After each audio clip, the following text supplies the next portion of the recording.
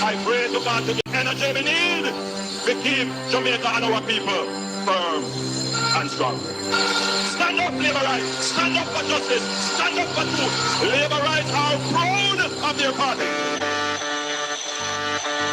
In the name of Jesus, in the name of Jesus, we shall have a victory. In the name of Jesus, in the name of Jesus, we shall have a victory. Jamaica, nobody for snow, nobody be a labor right. No shaky boat because a woman will like your labor right. The river come down green, it's so pretty and bright. We did a be a labor right. Doing me love shower in a green, me baptized. We did a be a labor right. Right now me nah worry about visa, cause we have one of the greatest leader. Me nah run way, go a foreign like triple X and got beef gravel leg out a freezer. Out ya fit on green like Tracina. I will say no, we is freeze for the teachers. We have the prettiest women like Anne-Marie Vaz and sexy Venetia. In the name of Jesus, in the name of Jesus, we shall have a victory. In the name of Jesus, in the name of Jesus, we shall have a victory. Oh no, see center, my servant center. You know, St. James parameter. Our doctors did have to use garbage bag. Yo, dance your fall like you no member. No blessings that flow like river. Every bad prayer return to sender. Dr. Cole and Blair teeth drop out from when Pnp never buy them no denture. In the name of Jesus, in the name of Jesus, we shall have a victory. In the name of Jesus, in the name of Jesus, we shall have a victory.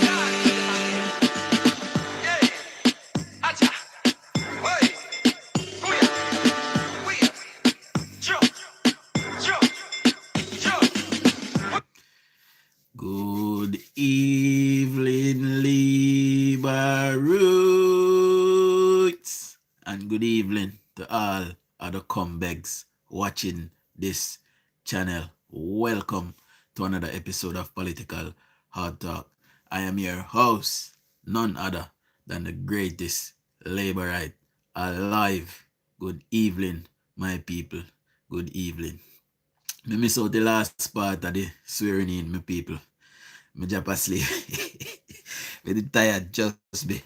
Me drop asleep, so I miss out the last part, but I will catch up on it later on. But yes, our Prime Minister have sworn in and it is official, you know, that he's now the Prime Minister again, you know, officially. And big him up. We will deal with that in the morning. However, for persons who have missed the live this morning, you can go back and take a watch of that. We are chronicling, you know, Beverly Manley, and it is coming up to the part in that series where it gets political. I've also been copywritten for the video from this morning, so I had to cut out some segments of it this morning so I can get it to, you know, to go back to where it needs to be. I am sharing the revenue with the persons that have copywritten it, that have claimed, you know, copyright. So I'm sharing the revenue with them. I suspect the same thing will happen to this one that we are going to do this evening, but it is for educational purpose, and we are hearing about the 70s and 80s from Beverly Manley's point of view. We will stop the clip at points to interject and run commentary, my people. So before we get into the clip, let us roll out the evening shout-outs. See? So, good evening to Mama Winsome. Good evening to my beautiful wife. Good evening, baby. And Marcia, big up yourself. Jacqueline, big up. Janet, big up. Eleanor, big up yourself. Eloni, big up yourself. Sharon, big up yourself. Diana, Errol, Melody, Jacqueline, Candice, Verona, Father Victor, Mark Nemad, Jean, David, Jennifer, Diane, Preston, Ada, Caitlin, Paulette, sorry, K Clark, big up yourself. Sean, hey Ochins, good evening to my beautiful mother-in-law. Good evening, mommy. Michelle, big up yourself. Marlon, big up yourself. See, here we go. So let's get into the first. Remember, we're not showing visuals because visuals, they're easier for copyright. So we are listening. See, I suspect it is the songs in the audio that is causing the problem, though, my people. See, so because it is 4 songs that I had to cut out of the audio today to get it back to where it needs to go. So it is not really the visuals per se, but we can show it with the songs that are gonna make it even worse. See, so let's get into it. Last time on Beverly Manley Uncensored, Beverly comes up against dangerous opposition as an advocate for women's rights and working class equality.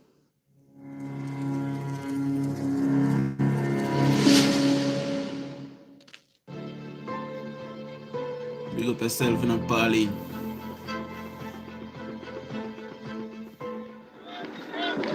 On the political front, dark forces are rising.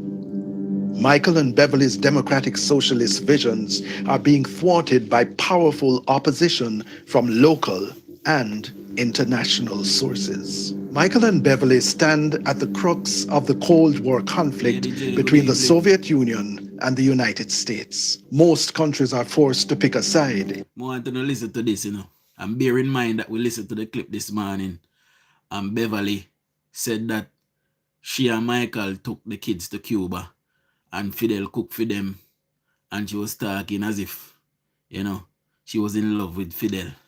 See, so bear in mind that that took place this morning in those clips. No more want to listen to this now. In a world that is heavily polarized. After the war, you had this Cold War between them when they didn't even talk to each other. And so a lot of developing countries lined up under one or the other, right? And because of our social democratic policies in the 80s, 70s, 80s, we did not really line up. We had a non-aligned stance that we weren't going to line. No, tell me, how do you have a non-aligned stance when Fidel Castro was aligned with Russia and Russia was bringing in weapons into Cuba? Some of those weapons made their way onto the shores of Jamaica. Things like M16 and AK-47 made their way, and Uzis and submachine guns made their way into Jamaica. So tell me how they were taking a non-aligned stance when Beverly said in a previous clip this morning that they went to Cuba, they took their children to Cuba. Also, when Michael Manley told Jamaicans that there's 5 flights a day to Miami, he just came back from Cuba as well. And I remember that. I want to listen. Line up on that either. But of course, the Americans were not happy with us. So, like in the case of Cuba, Cuba moved towards Russia. In the case of Jamaica, we tried to balance it, although we were not with the West and their policies and programs. The new international economic order, which we posited in the 1970s, comes up. So if they were not with the West, my people, how were they not taking, or how were they taking a non-aligned stance? How were they not taking sides if they were not with the West? Somebody tell me. Want to tell me in the comment section.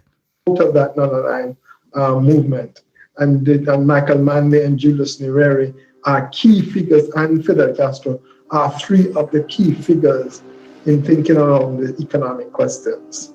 So that the relationship between Michael Manley and Fidel Castro is not a relationship just kind of about communism. It's a relationship that is also born out of these 3 men, because include Julius, sitting down and thinking about third world countries and how we can rearrange a system so that we can, as third world countries, not just be at the bottom of the barrel, and that economic system can now be. Don't worry, juicy part soon come. You know, now wait for the part there. It's so come. We'll go and listen. A little bit fairer for us, particularly in relationship to commodity prices. Manley is a close friend of Dr. Fidel Castro. After his first visit to Cuba, he praised the spirit of unity among the people and their ideology. It mattered little to Manley that in America, such support of a communist state was like a declaration of war. And these are the problem that I took with Michael Manley. Now, I can recognize that Michael Manley had some good plans. Never have the money for work them, but they were good plans. See? Now, my problem with him is, how are you going to align yourself with somebody that cannot help you and you can't help yourself? And by the way, we were taking in millions of dollars at that point from the United States in aid. So, Michael Manley, because of his alignment with Cuba, they would have cut us off. We almost had embargoes and we almost had embargoes and what them call the like punishment when they love the country, sanctions on Jamaica because of Michael Manley's personal ideology. Why did he not think about moving Jamaica forward and its people? You know, Michael Manley grew up in a privilege. He grew up not wanting for anything like many of his aristocrat family members. You know, the rest of Jamaica needed to blossom and needed to grow, but because of his personal ideology, that is why he took that stance. My people, big up in a father that night. Alva, big up. Carol, big up. See, Juliet, big up yourself. Say now, why are we taking this risk to anger the United States of America? And the answer is this: we are not angering the United States of America. They are angering themselves. They are not going to tell me what relationship I have with Fidel Castro. We have that friendship with Cuba as part of a world alliance of third world nations that are fighting for justice for poor people in the world. And I tell you as the party leader, as long as this party is in power, we intend to walk through the world on our feet and not on our knees. We didn't set out to anger the United States of America. We set out as a sovereign country to choose who we had relationships with across the world. And we decided that as a group of people who are no longer going to be walking around on our knees, but we're going to be standing up because the country closest to us, we wanted to have relationships with. And nobody was going to stop us from having. I did not get that part of it, my people. We just break as if I'm telling you. If Jamaica could not afford its way in the world, and Jamaica was collecting aid from not only Cuba, but America, how is it that the PNP at the time was going to take that stance when Jamaica was not ready, neither financially or otherwise, military? Imagine the United States had invaded Jamaica and decided to take us over. How would the PNP would have combat against that, my people? Somebody tell me. Relationships with Cuba. And we paid dearly, as he said, for that relationship. And we still have that relationship, Jamaica, with Cuba. That's all he was saying. A lot of what I was saying earlier, I mean, at some stage you have to come off the plantation. That night. That's all I'm saying. And what is there about that? Why would anybody be angry about that? Because we are in what is called America's backyard. And America wants to control its backyard. I mean, next thing you know, after we stand up for that, we may go stand up for something else. I don't know. They were scared. So what would have happened, my people? Same thing happened to Ukraine. Same thing what China do to Taiwan now. And what China did to Beijing. You know, that is what would have happened to Jamaica. They would have invaded a Caribbean nation as well. The Americans did that as well. They invaded a Caribbean nation. I forgot which one, but they did invade it. You know, so that is the same fate that Jamaica would have faced if Edward Seaga never came back to power. It is because Edward Seaga came back to power why it didn't happen. You know, but we are at Grenada, yes. Stimby, Grenada was invaded by the United States. See? And taken over.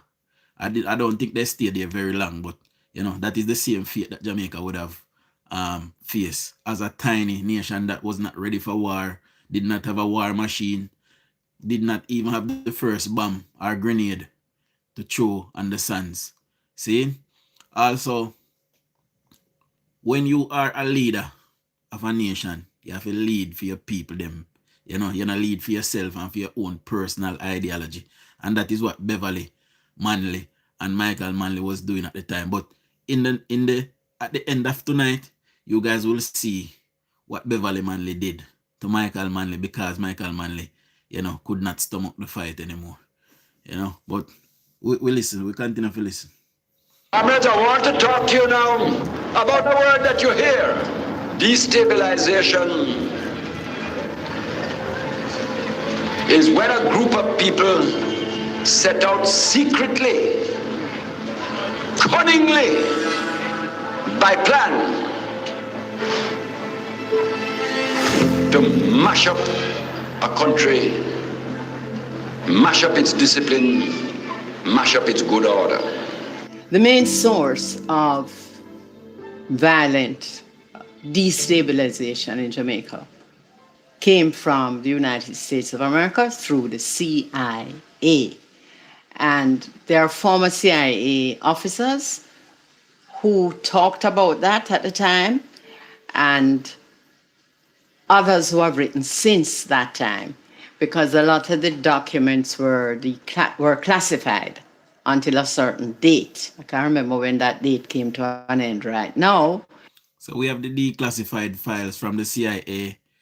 In those declassified files, it says that D.K. Duncan and another person, forgot who it was, they were plotting to kill Michael Manley and then blame it on Edward Seaga. Yes, the CIA was in Jamaica, and the CIA came to Jamaica because Michael Manley, through Cuba, had allowed the KGB to come into Jamaica. So that is why the CIA followed my people, because Jamaica is in America's backyard. And like me say, America cannot allow that, because that is a security breach. Just like Ukraine wanted to join the EU and wanted to join NATO, Russia invade them. Russia cannot allow them to bring the Americans in their backyard. So Russia invaded Ukraine. That is the reason why Russia invaded Ukraine. So they can take over Ukraine, and if they take over Ukraine, America can't come in Russia backyard to strike them. See? So that is why. So it is the same thing. In less than a day, America could have invaded Jamaica and take it over 100%. See? And that would have been because of Michael Manley and his ideology. Not really Michael Manley, you know. All of this was Beverly doing, not Michael Manley. But you know, I go find out in the end. An end right now, but then you could apply and get any document you want. They block out the names and so on of people. So a lot of redactions took place, right? So, but you could still get a lot of stuff. For example, a scholar who taught at a university in the States at the time, when Michael went on one of his lecture tours, gave him this package to give me. And the package was the documents he had got, the documents he had applied for and received. And these documents were from the local embassy here to whoever was the relevant authority over there. Just really like a spy document. This happened in the PNP meeting, that so and so and so. And again, those names were redacted.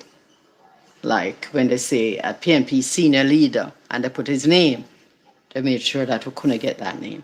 Are you saying the CIA was operating here? Our impression is that the CIA had a hand in what happened in 1976. In that what was way? our information. Well, in the way, for instance, that they would have done in Chile. Nobody denies it in Chile. It's always denied in Jamaica. But you can begin to see the unfolding of the anxieties turning into political resistance. So first you get anxiety. And by the way, my people, the Americans only did not kill Michael Manley because Jamaica people would have blamed it on Edward Seaga. That is the only reason America did not kill Michael Manley. Because they did not want it to go. They did not want the blame to go on Edward Seaga, because that's what would have happened, my people. See? Then anxiety turns into political resistance. And then political resistance turns into political action. And that by the time you get to 76, The political action is that we are not going to be voting for the People's National Party if you're from the elite. Post 1976, political action becomes something else. The country was undergoing a massive project of decolonization. The project was undergoing a massive project in which ordinary Black people were beginning to feel that they had some say, some space had been created for them in the society. And the elites saying, not on my watch.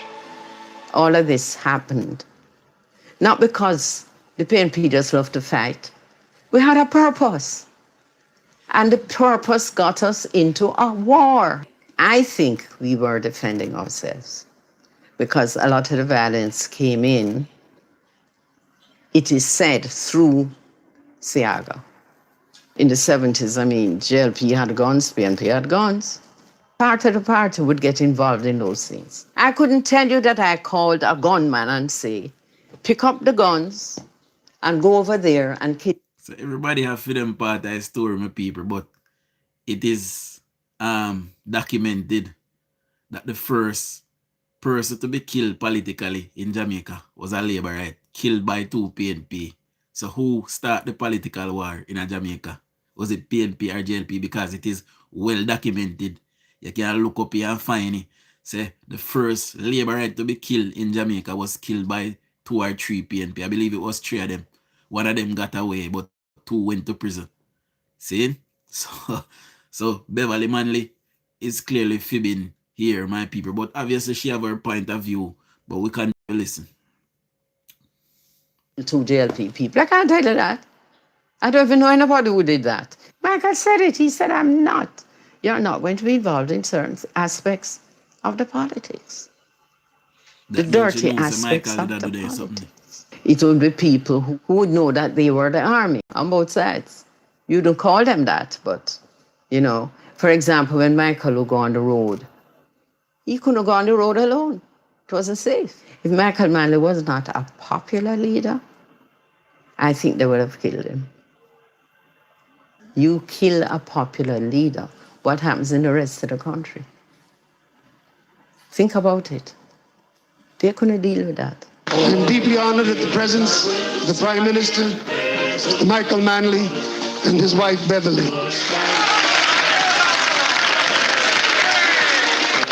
When word came to us that there was an attempted coup in Jamaica, and that in that coup, your life was to be taken, many of us felt grievous. Because no matter what the internal turmoil might be here in Jamaica, I deeply believe that you are an important part of its solution.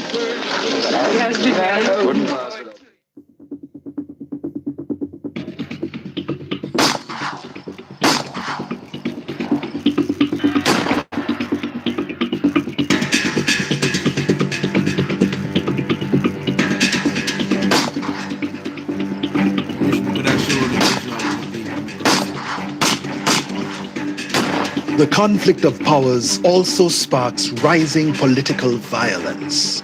Civil war was really between us and members in the private sector.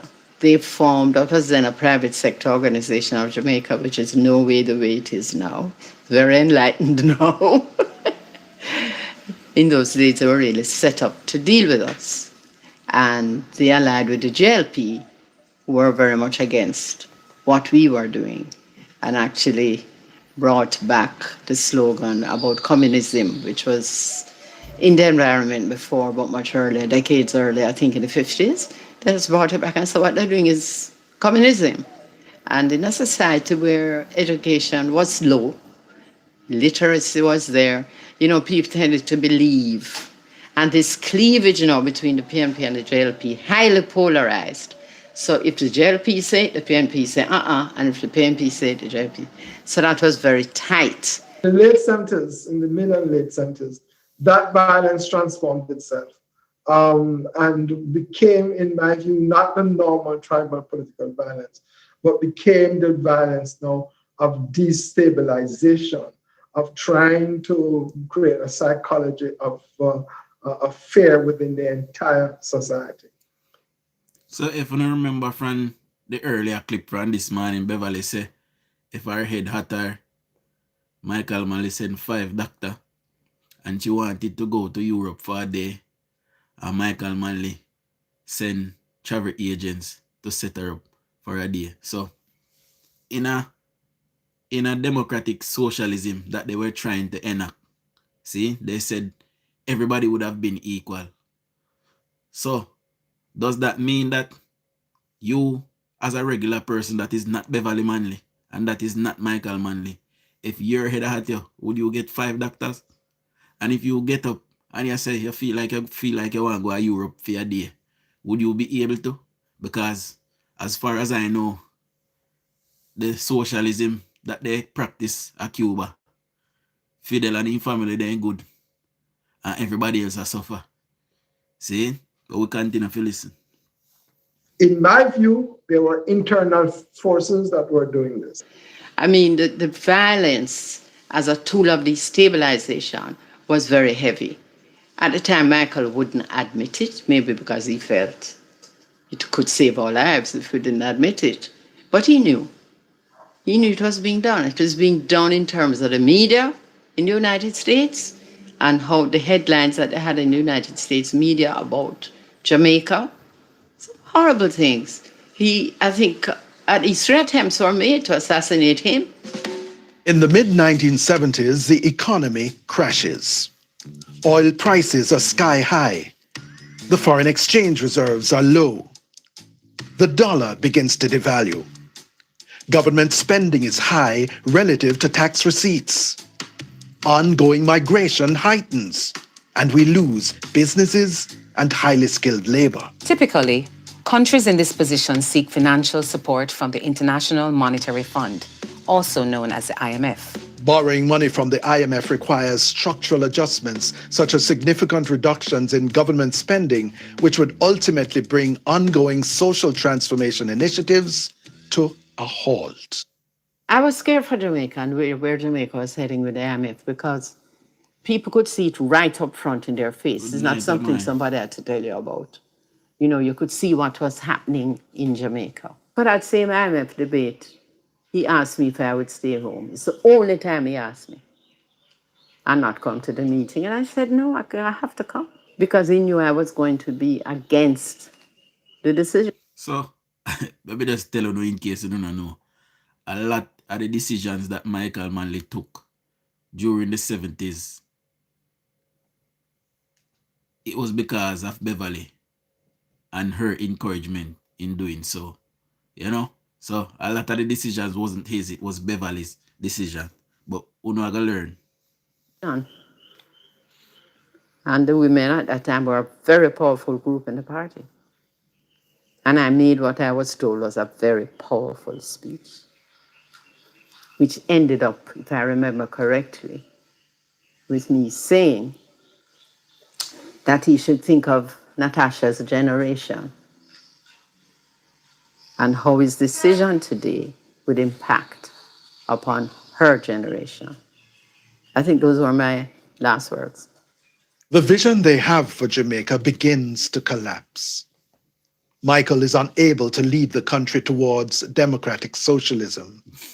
He ends up signing the IMF agreement. Honestly, and everybody wouldn't agree with me, but he honestly did not see a way out without borrowing money and subjecting himself to the street. You know why? He never seen no way out. There were no investors in our country. And they run with everybody with own a business. So he had to, the only choice he had was to borrow because of ideology, my people. You see me I tell you no? Because of how they think. They run with all kind of business and everybody out of the country. And that is why they couldn't raise funds to look after our country. So they had to go to IMF. See? We continue to listen. Pictures of the IMF. He didn't see it. He set, I think, a group led by DK to come up with some ideas about it. It's like it wasn't called the alternative plan. But what they did, they got ideas from people all over Jamaica. And Jamaican people really responded. But But by the time they finished the package, put it to him, they thought it could work. It had these other guys on it, economists and so on. He did not see how it would work. I think there was a particular problem with the foreign exchange side of it.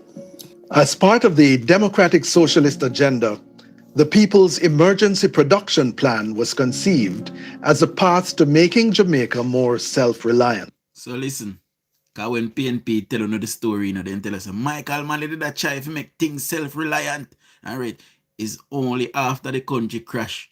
Michael Manley did look for a way out after the country crash and start tell us, grow what you eat what you grow. And that happened. Listen. The idea was to encourage Jamaicans to consume more locally grown and manufactured goods, while at the same time expand the sectors of local production. We needed to motivate Jamaicans to change their attitudes towards work, consumption habits, and taste patterns developed through centuries of colonial rule and foreign indoctrination.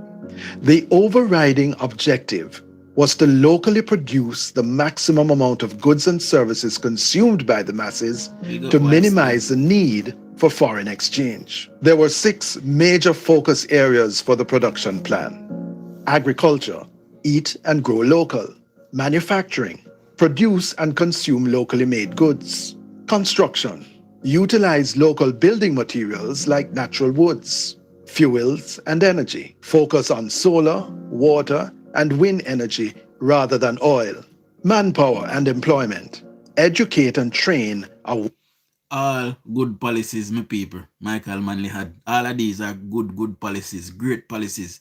But what is missing? What component is missing from that policy? Me go on a second to tell me what was missing from all of this good initiative that Michael Manley had. Somebody tell me.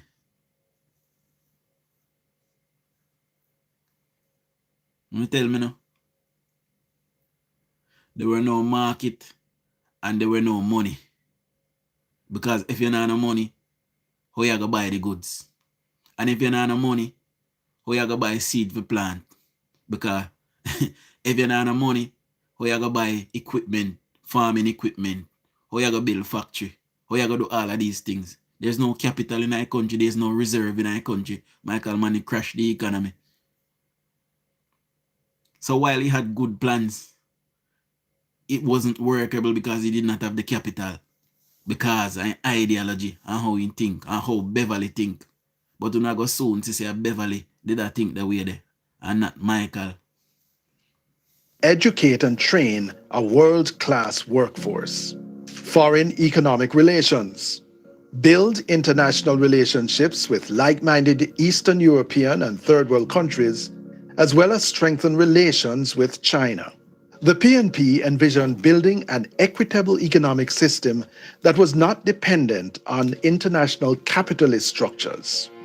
As you can imagine, this national agenda probably did not sit well with institutions like the IMF or the World Bank. And so the decision was then taken to go into an IMF program with the view that we keep on trying to develop the production plan. Mr. Rohana asked me, I'm sure. Yes, I'm sure you listen to the same documentary as me.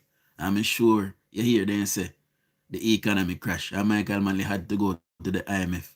The IMF now go help him and didn't want to help him because, you know, they end up and help him in the end, right, as we're going to change government in the 80s. So that help actually went to the Labour Party. But, you know, there was no capital. There was capital flight. People with money was leaving the country in their jobs.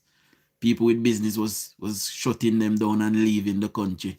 So there was no capital. There was no net international reserve to bolster a country.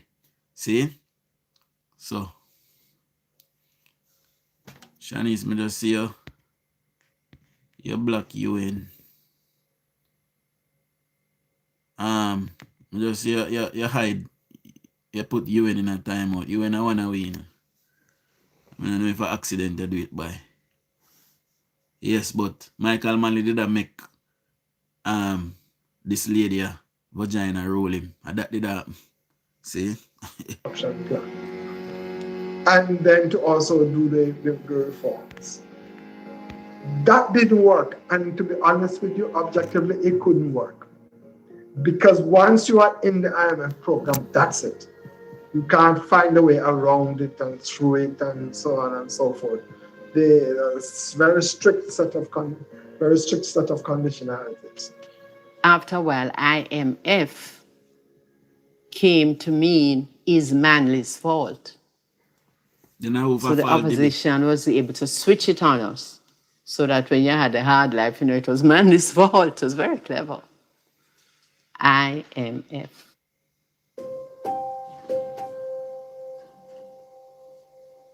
I empathize with Michael Manley's decision at the time to go along with the IMF. He had a strong backing of his cabinet.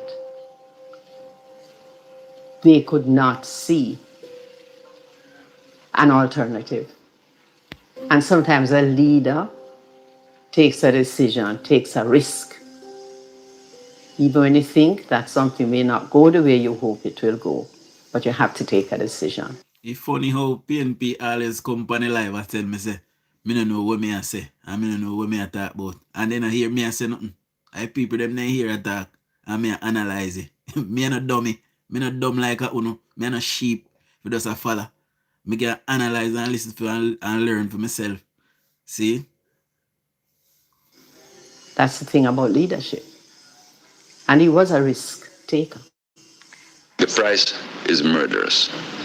As we learnt in bitter experience between 1977 and 1980, the whole IMF approach is a disaster. It has not worked in any third world country in the world because it wasn't designed for the third world. Oh no! See, Bruce Golding, they make it work there. See, Andrew, they make it work there. And he work and we recover from it and we pay them off. We have 38 million US dollar left to give them out of 1 billion add. We portion them borrow. We have only 38 million US to pay them now. So we make it work there. I will pay off with debt and pay them with debt to them. And we don't really owe them nothing now. So, and Michael Manley, they never want if you work my people. And that happen. IMF, no, your mountains we will not climb. Out or in. And I gave her my sister's number and everything so that when things calm down, I kind of skip out look right. I go back. I don't want to catch it, his song in a hit. In you this way, it ain't no shame that we fail your test. On election night, when we realized that it was a wipeout and we weren't feeling safe because, well, I didn't know we would live. I mean, the atmosphere is really bad. Couldn't go on, couldn't do anything. So some close friends and political allies came to the house and were there wondering what to do. You see, I did serious in Jamaica. Them not even did know if them are going to make it out after they lose the election. I said it serious in Jamaica. But see, I never, aggressor. It was the PNP that was the aggressor. People like DK Duncan and others was the aggressor, my people. I never the labor rights. Honest to God. See? So them did free them I got dead, but nobody never trouble them. And then we decided we would go in an unidentified car to this house. Not only was it scary, I think we had, between the two of us, we had about 500 Jamaican dollars. Because we were there for service. So money, we never had money. So I just put it in her hand and said, listen, take these children up there and make sure they're taken care of. Because my only sister lived in Washington at the time. And I couldn't get her on the phone because, as you can imagine, the phones were just jammed. Jamaica, we couldn't get any calls out or in. And I gave her my sister's number and everything so that when things calmed down, they could talk about who's going to bring up these children. Suddenly we looked at each other and said, none of us are cowards. Right? And yeah, she conveniently mentioned the state of emergency that Michael Manley called. None at all, she mentioned that. The state of emergency that lock up Olivia Babsy Granger and beat her up. Shoot Mike Henry. shoot Everald Warmington, lock up Pernell Josh. You know, mention nothing about that, none at all. See? First, before we went, Michael said, Beverly, you better stay with the children. If they have to come for me, they're going to come for me. And in one of my most proud moments, I said, whither thou go, I go. I said, I'm not leaving you, because we're in this thing together. So I'm going to send out the children, and I'm staying with you. And we sat in the garden on a little bench, just thinking out what we would do together. So the children went off, and he and I. When we're up at his house for a little while, we said, what are we doing here? We're not cowards. Let's just go on the street and see what happens. And when we went on the street that night, You know, so nothing never go happen to people, because if them did scare for their life, they never go on no street, me I tell you no. See? 2 of us in the car. I don't even know if we had security. If we had it, it would have been minimal. Because when you lose, you lose, you know. And the people are coming out and waving and shouting. And they used to call him Joshua, Joshua, putting up them fists. I think that is when I started to breathe again. This is not for real.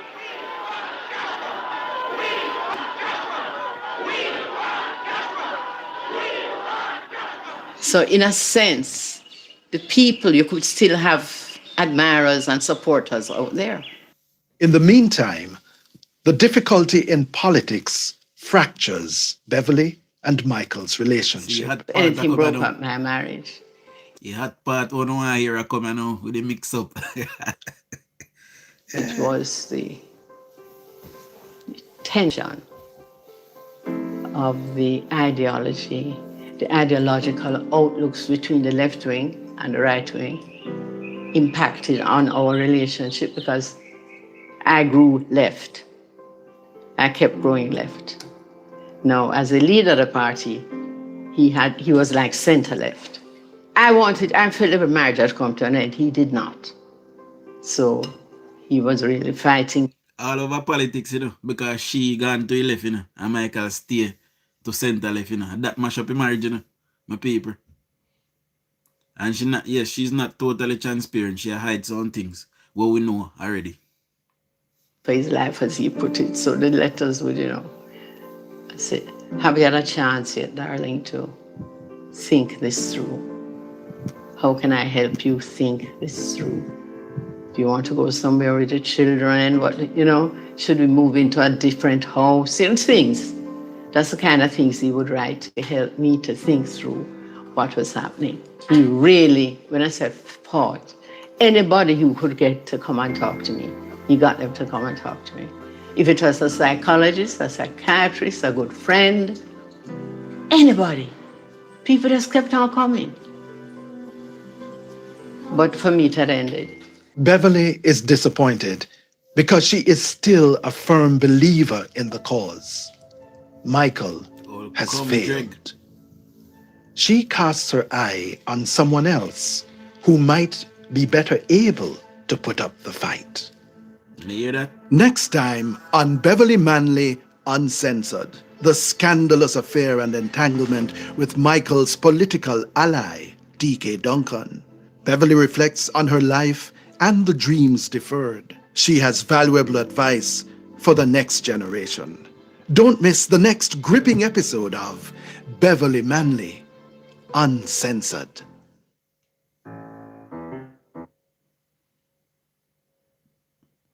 Yes, so Michael Manley was broke, had no money, and he lost power.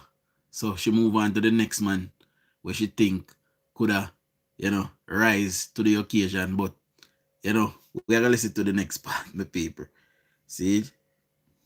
Last time on Beverly Manley Uncensored, the People's National Party navigates conflict with powerful national and international forces. It becomes increasingly clear that the PNP's hopes and ideologies for Jamaica will not prevail.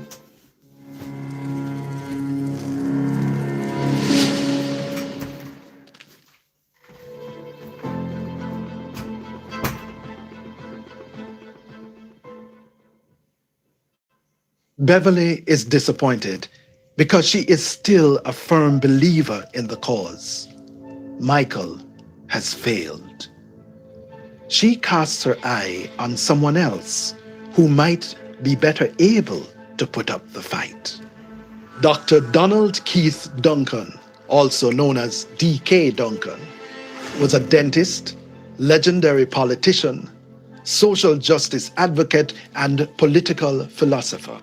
He was the national organizer for the People's National Party in 1972, elected General Secretary in 1974. He later served as the Minister of National Mobilization and Human Resource Development between 1977 and 1980. DK is the recognized leader of the left wing of the PNP. He's known for his courageous political activism and his ability to work miracles in political organization. His famous temper and resolute ambitions for the nation make him admired and feared.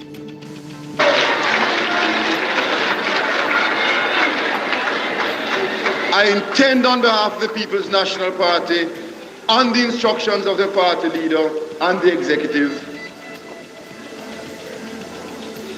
after he launches the election campaign today, to be on the road day and night, wherever I am supposed to go.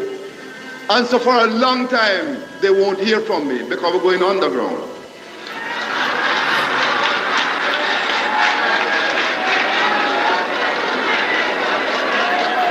But I warn them, be careful when we surface. DK was feared and respected. It wasn't feared or, it was feared and. The same individual who respected him, feared him. In DK's case, he was the general secretary that was like the heart of the party. It's where you got things done. And he often got things done that Michael himself did not want to touch.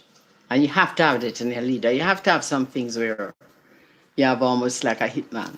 Because, you know, the leader has to protect himself on behalf of the party. Socialism, yes. Fascism, no. Socialism, yes. Fascism. Socialism, fascism. The People's National Party in 1974 publicly reaffirmed to the total country of Jamaica its commitment to democratic socialism. That is where the party is going, trying to build a socialist society which involves and incorporates a democratic society. By the way, when I hear that, Mark Golding said the PNP have never tried to move the country to socialism. So I'm glad when I hear that. So just so you know, that is another lie that Mark Golding have told.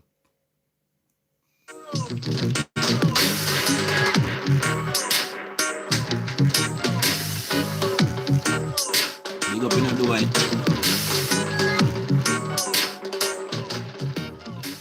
DK and Michael had a complicated relationship.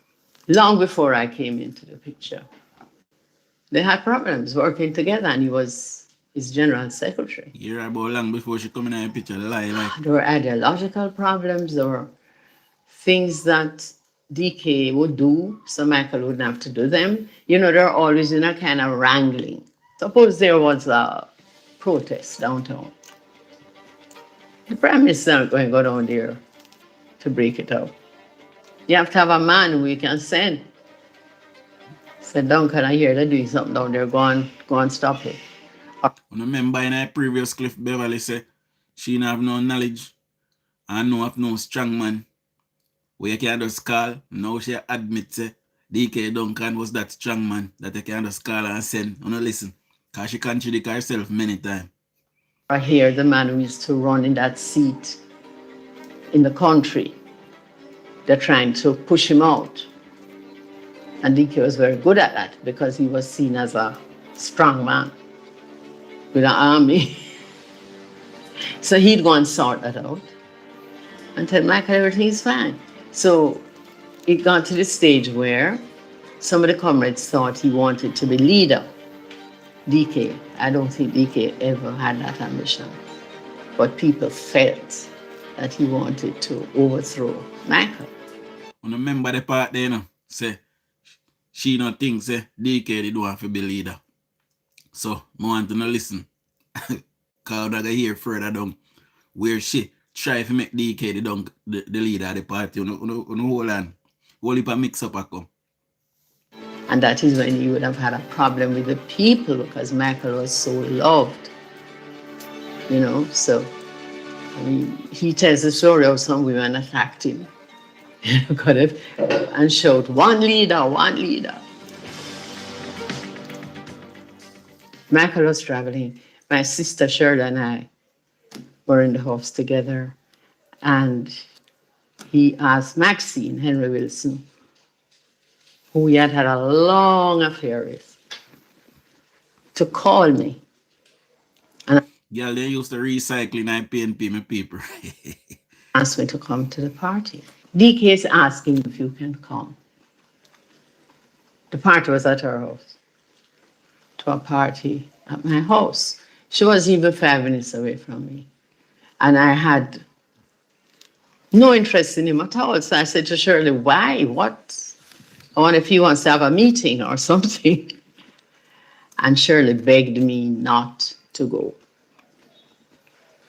She said, Beverly, that man likes you. Don't go. And I said, no, man, foolishness. I just thought that if he asked his girlfriend to ask me to come, that maybe he wanted me to, maybe he wanted something done.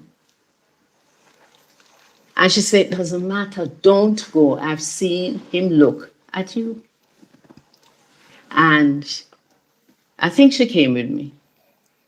And when he danced with me, that's when I realized that something was up. Up to that point, he never entered my head as a lover. But the minute he held me, and I felt I was holding him, that was it.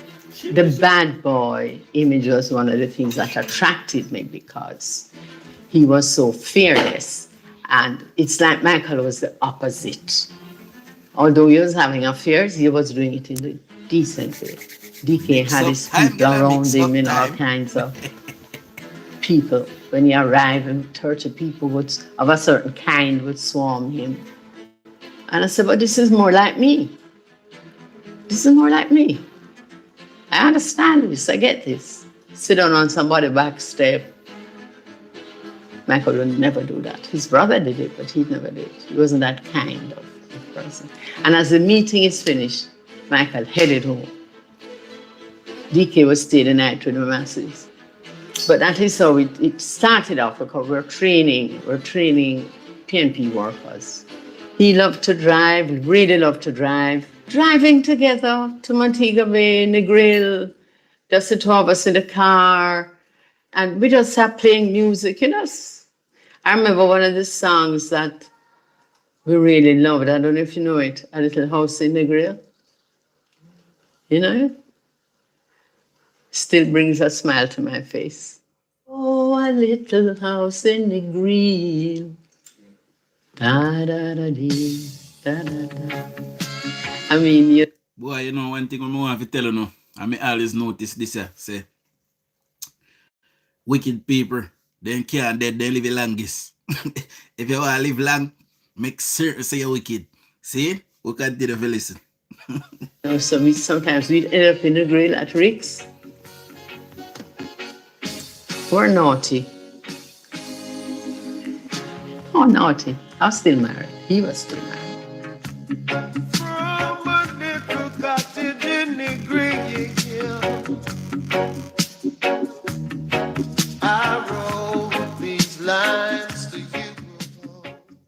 Like Michael and Beverly, DK and Beverly also built a symbiotic relationship that is political, intellectual, and sexual. As a powerful femme fatale, she has conquered 2 alpha males. You hear that?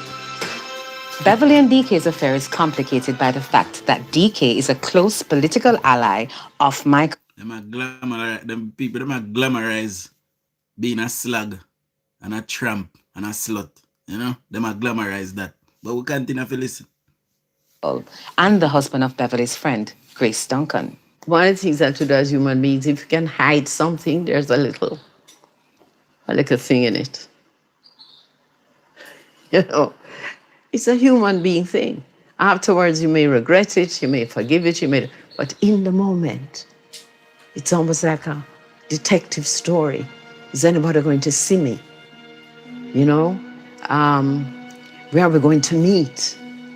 The phone calls, the hiding, the excitement of the moment. And then later on you realize, you know, what are you doing? What were you doing? But that's where you were at that time. You see, once your life becomes values related, there are certain things you don't do. Like in my case, I couldn't do that again.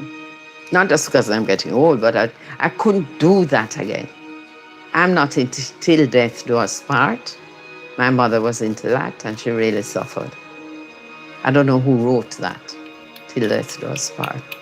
I think that A lot of women, I don't know if it's a lot, but I know that one of the reasons women will cheat on like a husband is when they find out that the husband is cheating. Having the affair while I was in the marriage made me understand why men did it. Because I had such a good time. Made me more empathetic towards men. Now again, you may have many women watching with the she's or whatever, but because with the advent of this thing, this documentary, I decided I was going to be myself. I'm 80 in a few months' time. I'm going to be myself. And if coming out of this, a woman who is having an affair could be feeling guilty, I would really love her not to be feeling guilty. So what happened is that after a while, with a laugh, I'll say this. After a while, because I loved him, you know, I still love him, you know, Michael, I still love him. Such a sweetheart.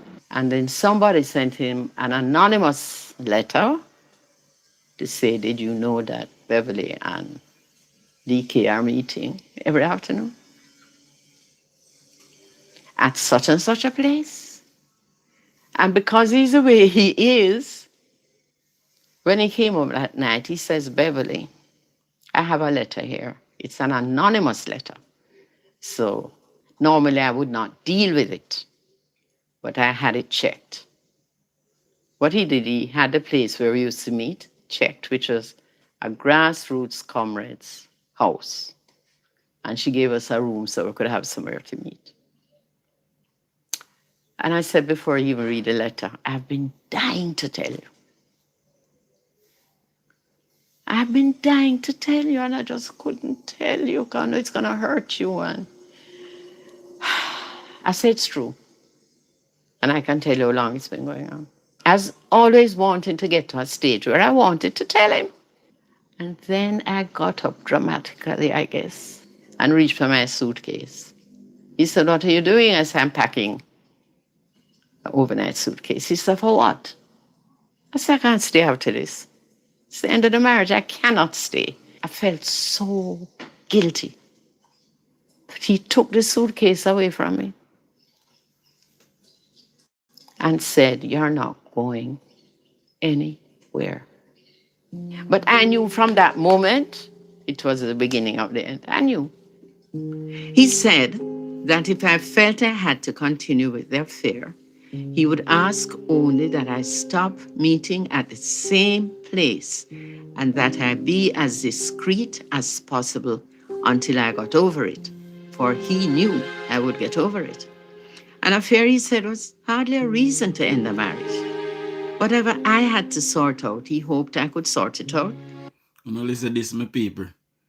She left from being a wife to being a mistress. You know, listen to this. In our relationship, he didn't want any more marriages. He had already made up his mind to grow old with me, and so the affair continued.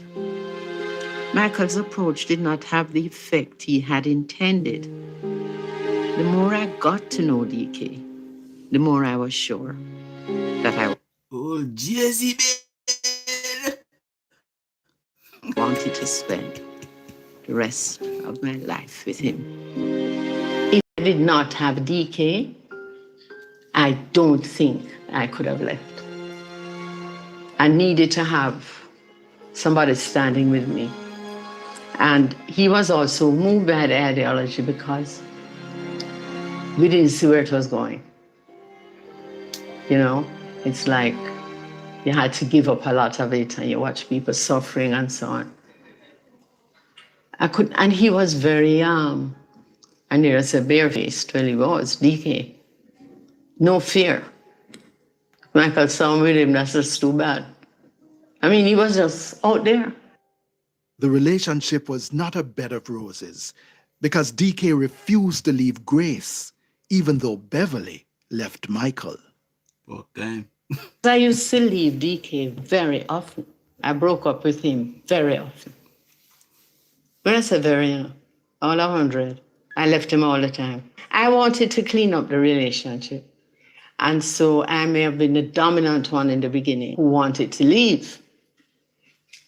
But after a while, it was him, but couldn't. I think he liked things the way they were.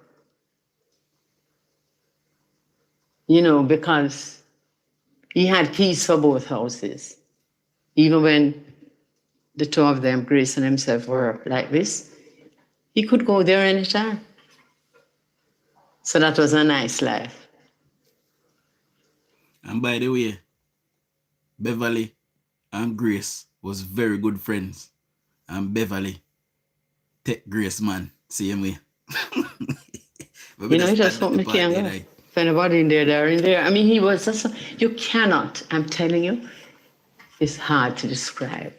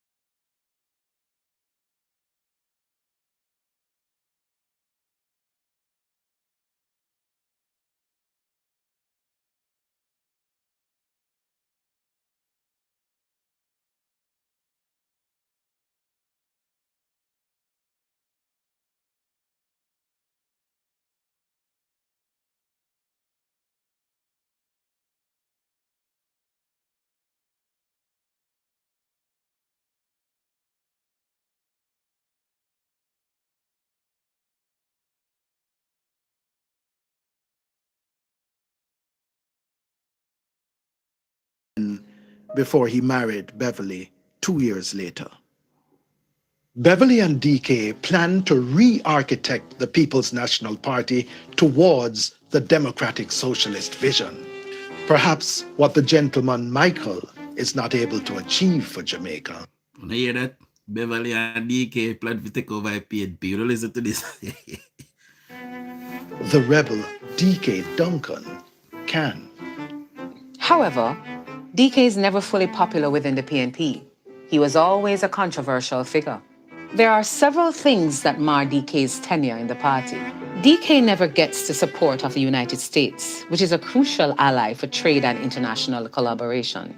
His rebellious politics earn him a place on the CIA watch list. He is rumored to be willing to resort to violence to achieve his ends, a revolutionary to the core. His frictional personality. So, in the CIA files that we have that are redacted, DK Duncan had a whole guerrilla movement to himself. And that is why Michael Manley could not touch him, because he had a whole guerrilla movement to himself. Michael Manley also had his separate army in the PNP as well, the Brigadistas.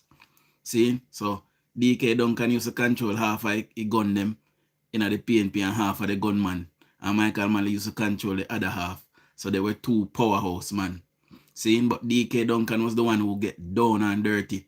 Michael Manley was the face of the party. That is what the CIA redacted files says. See? So we continue to listen. And obsession with results upset several important people in the People's National Party, making it difficult for him and his agenda to rise.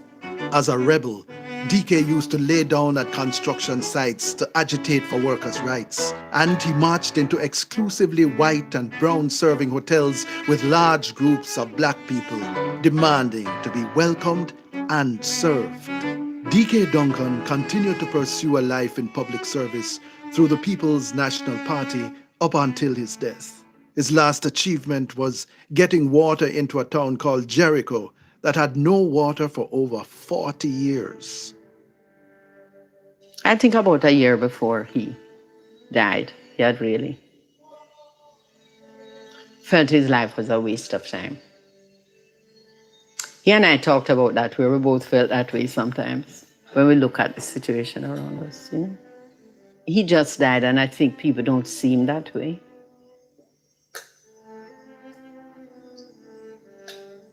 You probably say, Beverly Lima, DK could have never said that. But he put his whole life into politics. Did whatever he needed to do without fear or favor. And you just, the difference you want to make, you don't see it.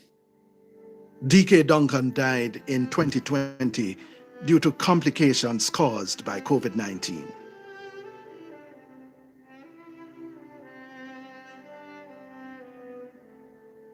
His daughters, Patricia Duncan Sutherland and Imani Duncan Price, also pursued careers in politics. The rest of his children and stepchildren, Keith, Donna, Nevada, Sheldon, David, and Jacina, are also deeply involved in public service.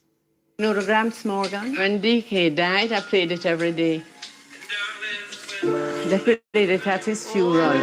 Oh, yeah. I go fast forward that because I can't afford the copyright, my people. This place up there for people like. I don't even know who I am anymore. Almost word for word. I know who I am now. I know who I am now. Looking back over my life and experiences, I observe patterns. The struggle between powerfulness and powerlessness was played out early between my mother and father, and those conflicts have plagued me since. More than once, I had given up my own power for a man of power. I know that my intense attraction to Michael was in part an attraction to power outside of myself. My entire life with him was about supporting him in what he was doing. I justified this to myself through the work I did on behalf of the PNP women's movement. But in the end, it was all about him and his party. When he lost the election in 1980 and reneged on democratic socialism, all I could see was failure. All I could feel was disappointment. Michael was... Come on, love her and look after her and keep a roof over her head and pamper her. And all of that was not enough, my people. Boy, them girls are wicked, them wicked. no longer the man that I knew and with whom I had fallen in love. At the time I became involved with DK, I thought that he would be the one to lead Jamaica out of its misery. I gave up everything again and followed DK, my pattern playing itself out yet again. At the time, no one could advise me to do otherwise. No one could tell me that leaving Michael for DK was madness. Many tried. I often wonder whether I had a sort of nervous breakdown after the election lost in 1980. In my clinging to DK, himself a married man, still living with his wife, I was a drowning woman reaching for a lifesaver. I'm not comfortable living in a society. We're just down the road from me. There is what you call a hot spot or I don't know, inner city. I used to sit at the Breakfast Club table, and we came from the Pegasus. That's where we did our shows. And just down the street, 5 minutes drive, I could be in an inner city and pretend that all is well. But PNP and Jamaica Manley had 10 years to change that, and they never did under her direction. So, me just want to see, say she did a driving force behind everything that Manley did. And when Manley couldn't take orders from her anymore and lost the election and never had power, she get up left him. So she was the reason behind most of what Manley did, my people. Wanna take it from me, say me tell them. I'm not comfortable that when I go into the inner city, the kind of housing and so on that I'm seeing, I'm not comfortable that I have to have all these grills in my house, that I can't leave my door open. I'm not comfortable my children have to go abroad to university, and we have a university here in Jamaica. I'm not comfortable that we're not eating. We prefer foreign food to local food. I'm no expert when it comes to security matters, but where do the guns come from? No, man We don't make guns. You're two man them. And the poor people using gun can't afford gun. I'm not comfortable. She have a conscience now at 80 years old. But there are two gunmen them who carrying the gun them coming in the country. She ain't no problem with that. And that is an absolute fact. The gun then coming through Cuba. See? The first set of gun them are coming in a political war. Cuba then come through. Different from the one them was CIA give we. Because we did have to defend ourselves. We couldn't make PNP kill off the whole of else. No labor right to the left of Jamaica. See? And I think we should start thinking about our comfort level. You know, that's what I gave most of my adult life for, to make a difference.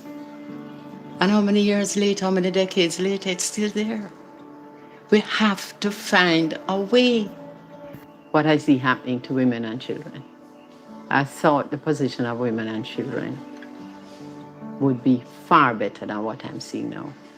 I mean, the domestic violence, sexual harassment. I never even thought that those things would be possible in 2021. So when you look... So, you see, she don't mention nothing about PJ 19 years and for Portia years now. She jump in at 2021 for blame Anjo and blame JLP. So she never think so. Nobody never get beaten. No woman never get beaten and sexual harassment. And none of them sitting there in a 19 years where PNP doing a government. And if 5 years Portia do, nobody never get there sitting there. All in a 2021, they sit there start happen. Mighty God, once I come raid, always I come raid, my people. Back and you realize you made all the sacrifices and you did all the things you had to do. There comes a time when you ask yourself the question, what's the point? Should I stop now? Does this even make sense? But then you always come back to, as long as I have breath, I am going to do things to make... I wonder if she support Mark Golden. You don't think she support Mark Golden? You don't want to think, my people. A difference.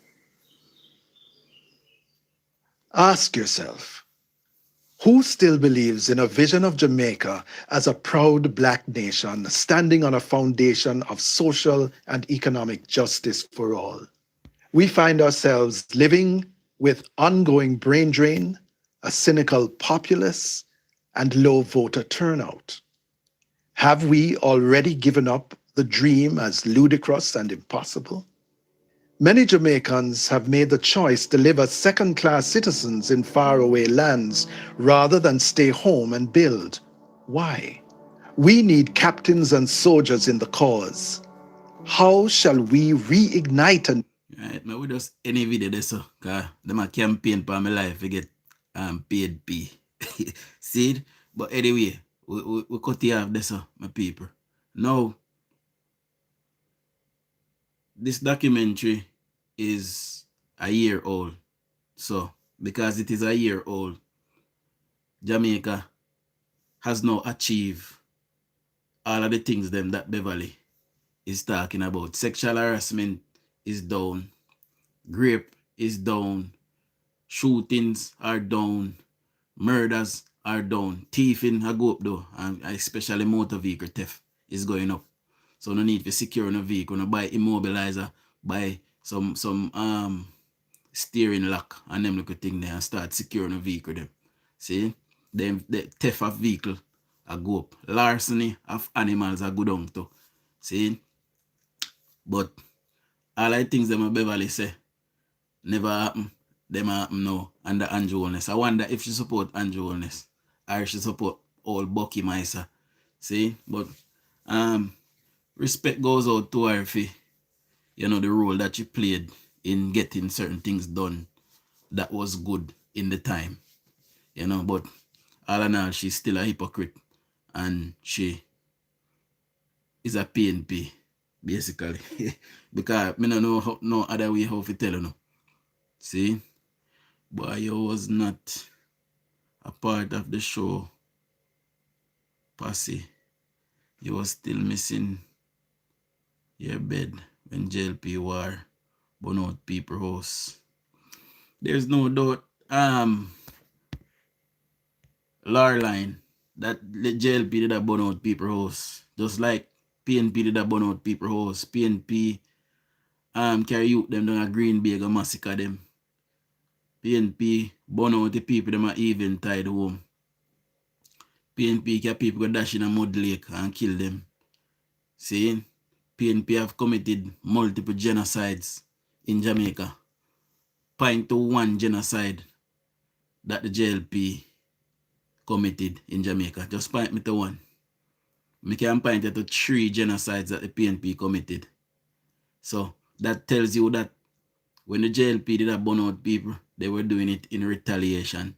Because if we never arm ourselves and start to defend with turf, everybody we are labor right would have dead. Me I tell you no. That is what the PNP, and them still a behave so today. Them still a behave like Jamaica is for them. See? Yeah. So we just don't want to not get through that. And we do a little breakdown of it. Do some running commentary. I'm sure I'm going to have to do some editing of it tomorrow because, you know, certain part of it might get copywritten.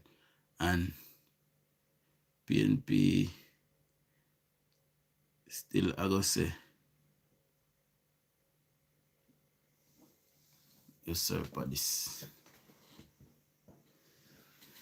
She forgot to talk about Green Bay. No, well, she not going to talk about none of them something there. Me G, she not going to talk about none of them sitting there because, you know, suit her agenda. Just like how she say, she never hear of no gunman where you couldn't call for go do nothing. Then she come back and say DK was the man that you would have called for go straighten out certain little things. See? So, there's a lot that she will go to her grave with that she know. She probably know where some of my bodies they lie. You know, in the labor we lost them family back in that time and not find anybody. Beverly probably know where body there. You know, but she's a pivotal part of our history. You know, and for whatever good that she did, you know, thank her. She not have long left. She on her way out. And she wanted to see Jamaica as a democratic socialist country. I don't know what that means, but it was not achievable because them couldn't achieve it in 9 years that they were there and had full control. See, they cause more harm than good. Like I said, there's no doubt that some of the policies that Michael Malley wanted to enact were good policies. But, you know, brain drain, and they ran away the people and the business from out of the country. See? So, you know, they did more harm than good. Today, we have, you know, a good government that is getting on with it and fixing up the country. Stuff that her and her 2 man them, you know, was busy warring and fighting all kind of war when I involve them. We are doing an America war. You can't war America. Eh? You can't war. It was actually Norman Manley who persecuted the Rasta, you know. It was actually Norman Manley, but guess what? Through uno do no research and uno try to read for yourself. Uno just hear people say, I bust a man to do it, and that uno run with. But it was actually Norman Manley that persecuted the Rastas. Norman Manley, go and check it out if you don't believe me. But I will tell you about Jamaica people. If you don't see uno name Pambula, uno name me. Cause so no stay. You have to learn to read. For me fly to your phone screen and tap in one on the neck ching. Eh? What I'm telling you. All of the literature is there. Go and read. It was actually Norman Manley who persecuted Rasta and wanted to trim Rasta in Jamaica. See? Chi look Rasta rise up, try rob one gas station in a Bustamante time, and the police then put them down. And because the police then put them down, then say Bustamante want kill Rasta. But it was actually Norman Manley who persecute Rasta and wanted Rasta for trim. And say them no good for society. Norman Manley did that. Not Bustamante. See? So don't get it mixed up. We know history. And we can come teach you it. See?